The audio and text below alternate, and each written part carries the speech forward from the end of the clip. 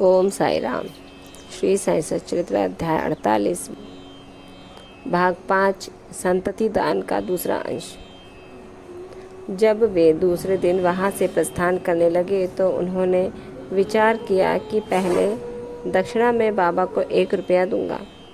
यदि उन्होंने और मांगे तो अस्वीकार करने के बजाय 1 रुपया और भेंट में चढ़ा दूंगा। फिर भी यात्रा के लिए शेष द्रव्य राशि पर्याप्त होगी। जब उन्होंने मस्जिद जाकर बाबा को 1 रुपया दक्षिणा दी तो बाबा ने भी उनकी इच्छा जानकर 1 रुपया उनसे मांगा।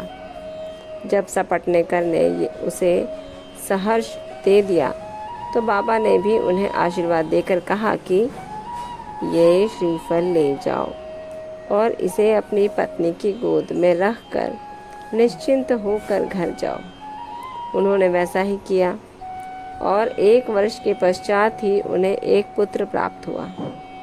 8 मास का शिशु लेकर वो दंपति फिर शिरडी में आए और बाबा के चरणों पर बालक को रखकर फिर इस प्रकार प्रार्थना करने लगे कि हे श्री साईनाथ, आपका ऋण हम किस प्रकार चुका सकेंगे।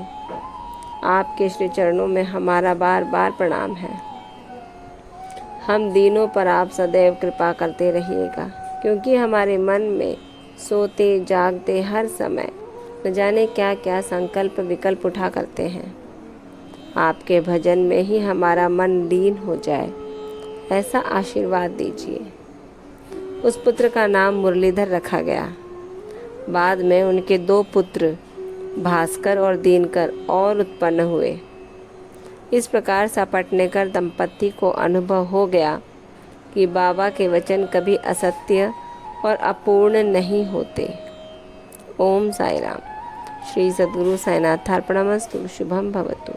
अर्थात बाबा सभी भक्तों की इच्छा पूर्ण करने के लिए पूरी तरह से प्रयास करते हैं तथा उनको भरपूर आशीर्वाद देते हैं।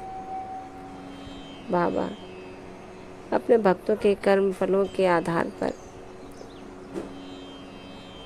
असहाय हो जाते हैं। कभी किसी भक्त को पूरी तरह से संतुष्टि नहीं हो पाती, परंतु इसका अर्थ ये नहीं कि बाबा हमारे लिए चिंतित नहीं है।